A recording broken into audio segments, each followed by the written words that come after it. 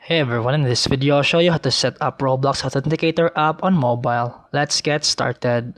First, open Roblox and tap More in the bottom right, then scroll down and tap Settings, then Security, then find the two-step verification and turn on Authenticator app.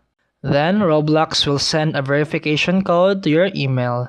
Then enter that code to continue. Roblox will now show a manual entry key. Tap and hold to copy it. Then open the App Store or Play Store and search for Authenticator app. You can use Google Authenticator or Microsoft Authenticator. Then open the app, then tap the plus button, then choose enter a setup key, then type a name like Roblox, then paste the setup key, tap add.